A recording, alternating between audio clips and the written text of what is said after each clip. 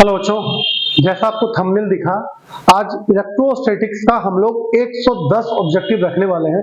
इसके पहले आपने इलेक्ट्रोस्टैटिक्स में, करंट इलेक्ट्रिसिटी में, मैग्नेटिज्म में, ईएमआई एसी में हर एक चैप्टर में 100 ऑब्जेक्टिव देखा है। यानी कि अब तक आपके पास टोटल 400 ऑब्जेक्टिव है।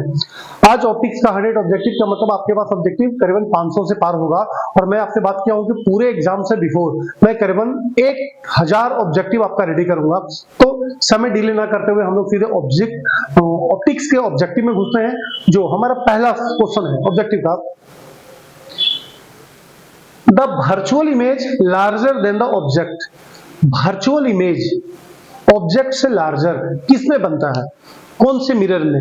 अगर मिरर कनकेव हो, ऑब्जेक्ट को अगर फोकस और पोल के बीच में हम लोग रखें, तब तो इमेज हमारा अपोजिट साइड द मिरर बनती है और ऑब्जेक्ट से ये बड़ी होती है। तो ये question number 1, the virtual image larger than object is formed in concave mirror. Concave mirror में ये होता है क्योंकि अगर मिरर कनकेव हो और ऑब्जेक्ट को हम लोग फोकस और पोल के बीच में अगर रखते हैं, तो इसका इमेज इसी साइड बनता है जो कि ऑब्जेक्ट से बड़ा होता है। दूसरा, लेंस फार्मूला क्या है? Lens formula is 1/f = 1/v - 1/u। अगर वहीं पर प्लस हो जाए तो मिरर फार्मूला हो जाती है। Relation between f and r in mirror is r = 2f। r = 2f. The focal length and radius of curvature of plane mirror is infinity. अगर मिरर प्लेन है तब तो इसका कहीं सेंटर ऑफ कर्वेचर होगा नहीं, तो इन्फिनिटी होगा। अगर स्फेरिकल होगा तब कहीं centre of curvature, radius of curvature होती है। Next, when light traveling from air to glass, मतलब rarer to denser, then bend towards the normal, ये तो ठीक है, and their lambda decreases, क्योंकि पाथ छोटी होगी, frequency remains constant। अगला, light propagate linearly, it is due to their wave nature। light propagate linearly, it is due to their wave nature। अगला, name the device which is free from all aberration। कौन सा device है जिसमें किसी भी type की abrasion नहीं होती है? वो प्लेन मिरर है, क्योंकि प्लेन मिरर में फोकस ही नहीं होता, वो तो इन्फिनिटी पे होती है।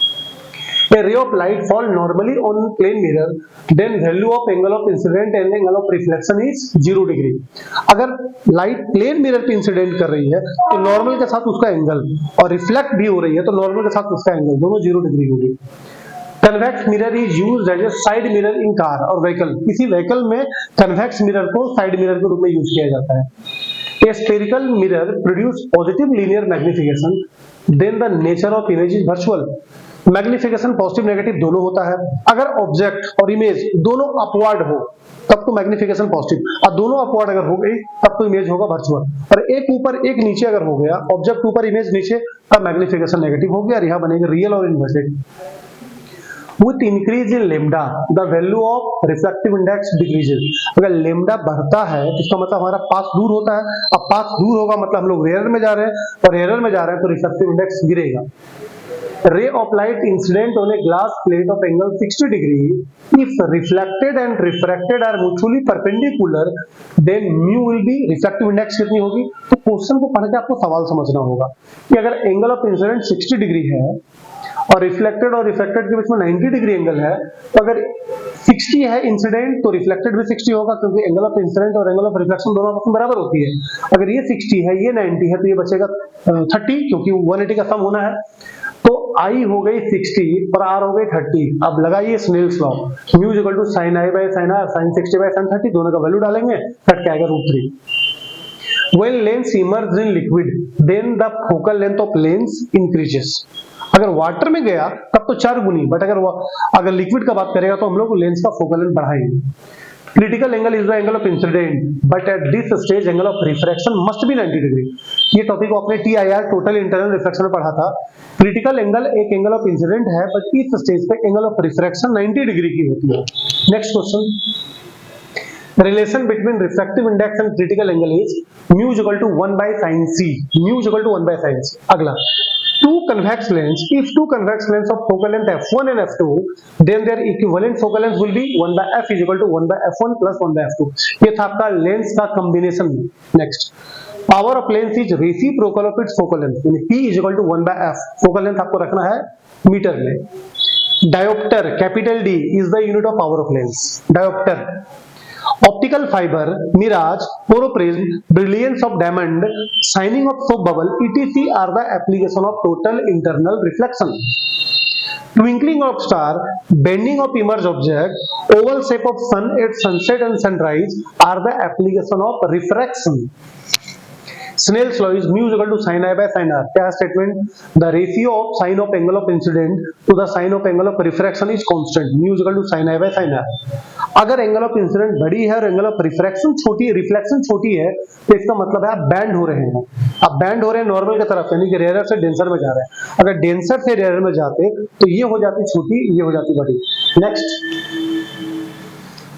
नेक्स्ट है मेरा, if reflective index is √2 then value of critical angle is, अगर रिफ्लेक्टिव इंडेक्स √2 है तो क्रिटिकल एंगल का वैल्यू पूछता है, तो mu equal to 1 by sin c. अब म्यू का वैल्यू दिया हुआ है हमारा 1 बाय √2, तो sin c को ऊपर करके √2 नीचे लाएंगे तो sin c is equal to 1 by √2, तो c is equal to 45 degree. sin 45 का वैल्यू 1 बाय √2. अगला, when light refract, अगर लाइट रिफ्रैक्ट होती है रेयर से डेंसर या डेंसर से रेयर, देन लैम्डा तो change but frequency remains constant. Frequency remains constant. Mu is equal to c by v. Mu is equal to c by v, जहां v है velocity of light in medium. अगला, critical angle of light passing from glass to air is minimum for violet colour. Violet colour के लिए critical angle of light passing from glass to air is minimum for violet colour, क्योंकि violet colour का lambda सबसे कम, violet colour का frequency सबसे कम होता है, लेम्डा सबसे ज्यादा होता है. तो critical angle of light passing from glass to air is minimum for violet colour, क्योंकि वायलेट कलर का लेम्डा सबसे ज्यादा होता है. Next, wavelength of red colour is maximum. Wavelength of red colour is maximum, ये हम लोग ने देखा है डिस्पर्शन ऑफ लाइट में, इसलिए लाल किरण दूर से हमको दिखती है. अगला, light year is the unit of distance. Light year parsec astronomical unit is the unit of distance, जहां 1 light year is equal to 1.946 into 10 to the power 15 metre. Power of length is positive, then lens is convex. Convex का ही focus positive होता है तो power positive होगा. When lens is immersed in water, then power decreases. When lens is immersed in water, then power decreases. तब उसका power decrease करेगा, क्योंकि फोकल लेंथ बढ़ेगी तो पावर घटेगी. Power of length is 4d, then focal length is 25 centimetre, यानी कि P is equal to 1 by f का फॉर्मूला यूज करके पावर को रखिए और आप फोकल लेंथ निकाल लीजिए. When angle of incident increases, then angle of deviation decreases. ये लाइन हम लोग पढ़े हैं प्रिज्म के बाद. When angle of incident increases, then angle of deviation decreases. अगर एंगल ऑफ इंसिडेंट को हम लोग बढ़ाते हैं, यहाँ पर एक ग्राफ आप देखे होंगे इस टाइप से, ऐसे, यहाँ पे था डेविएशन, ये था एंगल ऑफ इंसिडेंट. अगर एंगल ऑफ इंसिडेंट हमारा बढ़ रहा है तो धीरे धीरे डेविएशन एंगल गिर रही है. जिस समय आई ई के बराबर हो जाएगा उस समय डेविएशन हो जाएगी मिनिमम. प्रिज्म फॉर्मूला क्या है? Mu is equal to sine del m plus a by 2 by sin a by 2. It is prism formula. Next, in dispersion of light, red deviate least and violet deviate most. Red का deviation सबसे कम होता है, लेकिन violet का deviation सबसे ज्यादा होता है. Cauchy formula, Cauchy, mu is equal to a plus b by lambda square plus c by lambda cube etc. ये आपने देखा है dispersion में. It is Cauchy formula. Lambda और frequency दोनों एक दूसरे के इनवर्सली प्रोपोर्शनल, जहाँ a b हमारा कांस्टेंट है. रेलीज फॉर्मूला आपने देखा होगा स्पेक्ट्रिंग के पास. Intensity of scattered light is directly proportional to the 1 by lambda 4. Lambda जितनी ज्यादा होगी इंटेंसिटी ऑफ स्कैटरिंग उतनी कम होगी. स्कैटरिंग में देखा है. Reflective index of prism depend on colour of incident light. Refractive index of prism depend on the colour of incident light. अलग अलग कलर, अलग अलग लाइट का कलर अलग अलग होती है, उसका रिफ्रैक्टिव इंडेक्स भी अलग अलग हो जाएगा. Refractive index of diamond is 2.5, जबकि ग्लास का 1.5 और वाटर का आपने देखा है 1.33. डिस्पर्सिव पावर ओमेगा से denote. This is del by theta by delta, जहां theta is the angular dispersion, del v minus del r by del. Dispersive power only depend upon the nature of material of prism. Dispersive power only depend upon the nature of material of prism. Spectrum of sodium vapor lamp is line spectrum. A spectrum of sodium vapor lamp is line spectrum. Sodium vapor का जो होता है line spectrum होती है. Spectrometer is an optical instrument used to produce and analyse pure spectrum. Spectrometer एक device है जिसका use हम लोग प्योर स्पेक्ट्रम को प्रोड्यूस और एनालाइज करने के लिए करते हैं। Red colour of light use as a danger signal, क्योंकि इसका लैम्डा सबसे ज्यादा होती है, डेविएशन सबसे कम होती है। The focal length of concave mirror is always negative, जबकि focal length of concave mirror is negative, और इधर कनकेव लेंस इज नेगेटिव।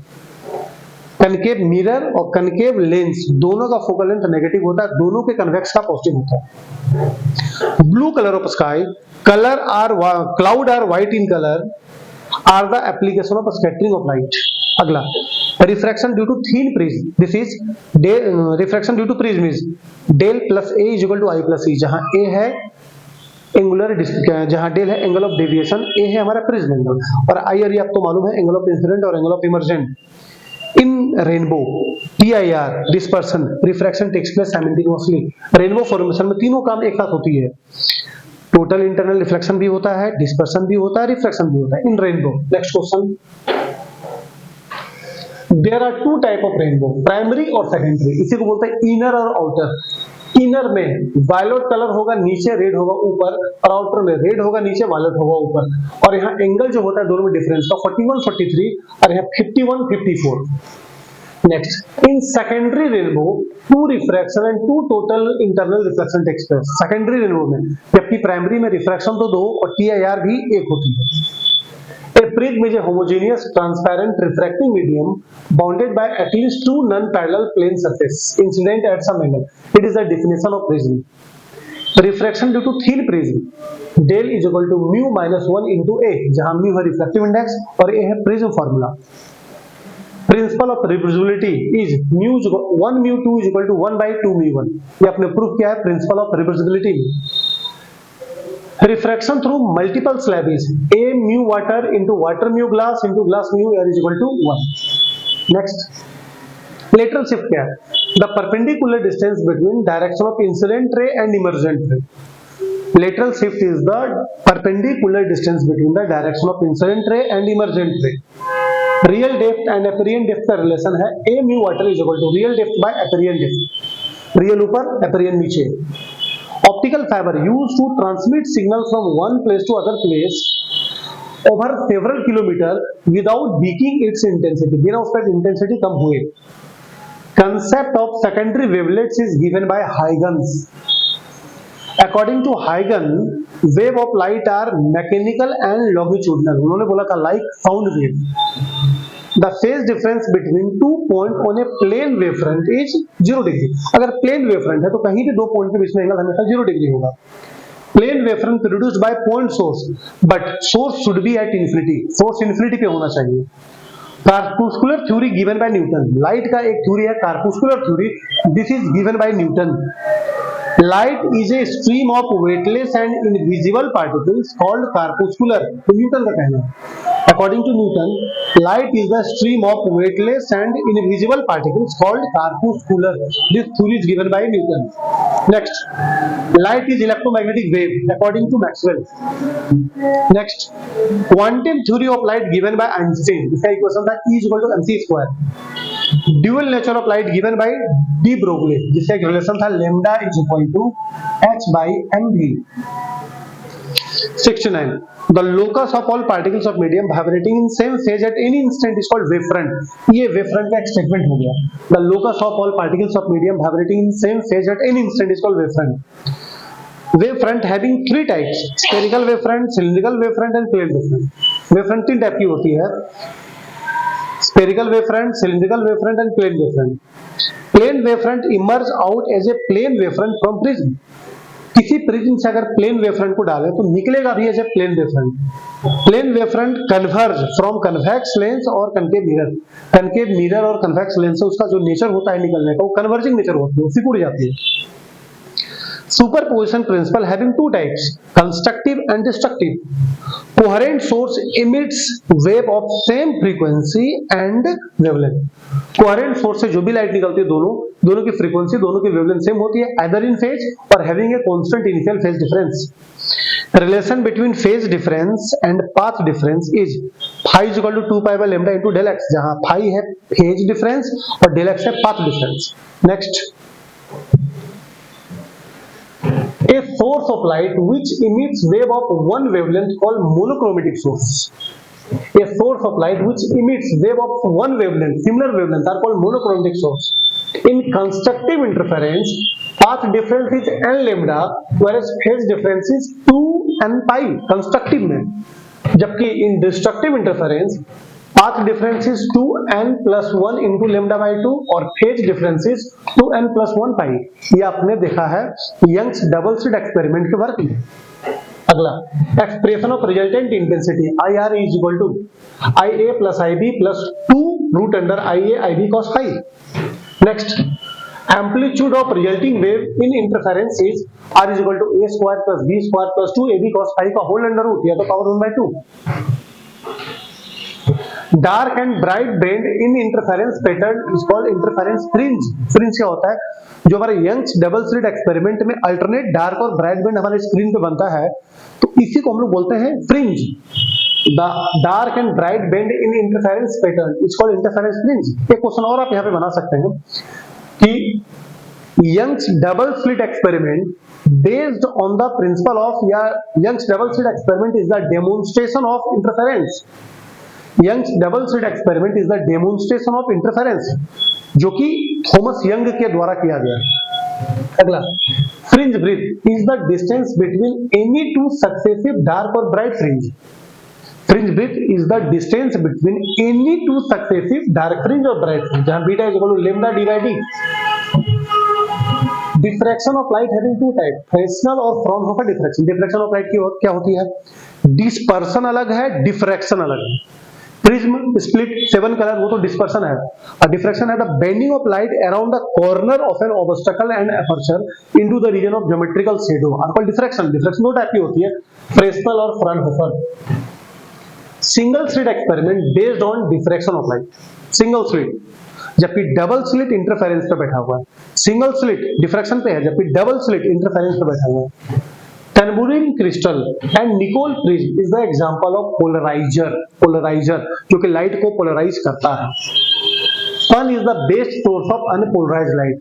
हमारे जितने भी सोर्स है, लालटेन का लाइट, कैंडल का लाइट, ट्यूब का लाइट, सारा अनपोलराइज्ड है, बट अनपोलराइज्ड लाइट का सबसे बेस्ट एग्जांपल सन है। और उसी लाइट को पोलराइज करते हैं तो लाइट हमारी पोलराइज हो जाती है। Polarimeter is used to check the extent of polarisation. माने एक सब्सटेंस ऑप्टिकली एक्टिव है कि नहीं, पोलराइज करेगा कि नहीं, इसको चेक करने के लिए एक इंस्ट्रूमेंट हमारे पास होता है, उसका नाम है पोलैरीमीटर। इससे सब्सटेंस का सॉल्यूशन पोलैरीमीटर में डालते हैं, फिर लाइट को वो बैंड कर देता है। प्लेन पोलराइज लाइट उससे हम गुजारेंगे, और प्लेन पोलराइज लाइट सीधे निकल गई तो ऑप्टिकली एक्टिव नहीं है, और बैंड करके निकला तो ऑप्टिकली एक्टिव है। वो राइट बैंड करेगी, लेफ्ट बैंड करेगी, यहीं पर होता है लिबोरेटरी, डेक्सोरेटरी। ब्रूस्टर लॉ आपको पोलराइजेशन में मिलेगा। ये बोलता है the refractive index of refractive medium is numerically equal to the tangent of angle of polarisation, mu is equal to tan theta p। A scattering of light happen only those particles whose size is less than the wavelength of light। Scattering जो होता है, light का scattering बिखराव उसी particles पे होता है जिसका साइज लाइट के वेवलेंथ से छोटी है। Spectroscope is an instrument used to observe pure spectrum. Pure spectrum को ऑब्जर्व करने के लिए हम यूज करते हैं स्पेक्ट्रोस्कोप। माइक्रोस्कोप, टेलीस्कोप, उसी टाइप से spectroscope is an instrument used to observe pure spectrum. Spectrometer is an instrument used to produce and analyse pure spectrum. Spectrometer अलग है, इससे स्पेक्ट्रम को हम लोग एनालाइज और प्रोड्यूस करते हैं, जबकि स्पेक्ट्रोस्कोप से हम उसको ऑब्जर्व करते हैं। Focal length of lens become 4 times when it is immersed in water। Lens को अगर पानी में डाल दो तो उसका फोकल लेंथ 4 गुनी हो जाएगी, पानी में डालेंगे तो। Linear magnification is the ratio of height of image to the height of object. m is equal to hi by ho। m is equal to hi by ho। Mirror के case में ये हो जाएगा v by u माइनस, और lens के case में v by u। ध्यान दीजिए, मिरर में माइनस और लेंस में प्लस हो जाएगा।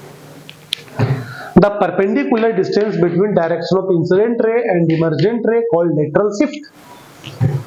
Positive magnification means both object and image is upward। अगर एक ऊपर है एक नीचे है, ऑब्जेक्ट ऊपर इमेज नीचे, तो मैग्निफिकेशन नेगेटिव में हो जाएगी।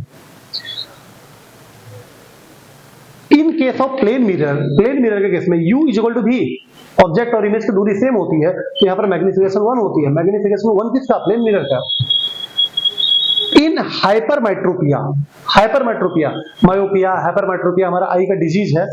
हाइपरमेट्रोपिया में near object are not clearly seen, मतलब क्लोज की वस्तु ज्यादा अच्छा से उसको नहीं दिखता है, और उसका ट्रीटमेंट किया जा सकता है बाय यूजिंग कन्वेक्स लेंस, क्योंकि वो रेटिना से बाहर जाके कटेगा, दूर जाके कटेगा, तो उसको सिकुड़ाने की जरूरत पड़ती है, तो यहाँ पे हम लोग लगाते हैं कन्वेक्स लेंस। हाइपरमेट्रोपिया में क्लोज की वस्तु क्लियर नहीं दिखती है, जबकि मायोपिया में फार ऑब्जेक्ट नॉट सीन क्लियरली, दूर की वस्तु क्लियर नहीं दिखती है, इसका मतलब तो पहले कट जाती है, उसको स्पेयर्ड करने की जरूरत है, तो यहाँ पर यूज करते हैं डाइवर्जिंग लेंस यानी कनकेव लेंस। अब कुछ मैग्निफिकेशन पावर का फॉर्मूला है जो कि आपके कंपाउंड माइक्रोस्कोप, टेलीस्कोप और सिंपल माइक्रोस्कोप में आई है। मैग्नीफाइंग पावर सिंपल माइक्रोस्कोप में 1 + d/f, जहां d है least distance of distinct vision 25 centimetre. Simple microscope में स्ट्रेन्ड एयर, मतलब जब आंख थोड़ा फैला हुआ है तो मतलब स्ट्रेच में, मतलब कि नॉर्मल आई के लिए मैग्निफिकेशन हो जाएगी d/f। ध्यान दीजिए, ये स्ट्रेन आई है, स्ट्रेन तना हुआ आई, ये पे नॉर्मल आई के लिए d/f। Magnification is equal to MO into ME, magnifying of objective lens into magnification of eyepiece lens. तो MP is equal to MO into ME, ये कंपाउंड माइक्रोस्कोप में होता है। इसी फॉर्मूला को थोड़ा और आगे बढ़ाते हैं तो magnification is equal to -VO/UO into 1 + d/FE, compound microscope में दोनों सेम है, इसी से ये आया था। Length of compound microscope is VO + UE, VO + UE, जहां O इंडिकेट करता है ऑब्जेक्टिव लेंस, E इंडिकेट करता है eyepiece lens. Magnifying power of small object के लिए कंपाउंड माइक्रोस्कोप में हो जाएगा -L/FO 1 + d/FE, ये स्मॉल ऑब्जेक्ट के लिए, छोटा छोटा वस्तु के लिए। Magnifying power is equal to -FO/UE, ये हो गया हमारा टेलीस्कोप के लिए। L is equal to FO + FE, ये भी हमारे टेलीस्कोप में है। नॉर्मल विजन के लिए मैग्निफिकेशन पावर हो गया -FO/FE, और जो रियल फॉर्मूला आपको टेलीस्कोप में प्रूफ करके लाया है MP is equal to -FO/FE into 1 + FE/D, ये टेलीस्कोप में, ये हमारा टेलीस्कोप का मैग्निफिकेशन का फाइनल फॉर्मूला है। तो हमने कोशिश किया 20-25 मिनट में ऑब्जेक्टिव क्वेश्चन आपको दिखाने का। आप इसका वीडियो दोबारा देखिए, ऑब्जेक्टिव क्वेश्चन का कलेक्शन आप अपने कॉपी में कीजिए। देने का मतलब है मेरा आपके क्वेश्चन का कलेक्शन, पता 100 ऑब्जेक्टिव क्वेश्चन का कलेक्शन हमारे पास हो जाए, फिर तो उसको क्लास में या तो खुद या तो अपने से करके उसको किया जा सकता है। तो 100 ऑब्जेक्टिव के सीरीज में अब अगला ऑब्जेक्टिव आपके पास हम लाने वाले हैं न्यूक्लियर फिजिक्स का। तो आपके पास अब तक 500 ऑब्जेक्टिव है। इस वीडियो को थोड़ा दोबारा रिपीट कीजिए, हो सके मेरा साउंड को आप रोक के क्वेश्चन को पढ़िए और उसको पहले कॉपी में डालिए, फिर क्लास में इसका डिस्कशन करेंगे। Thank you.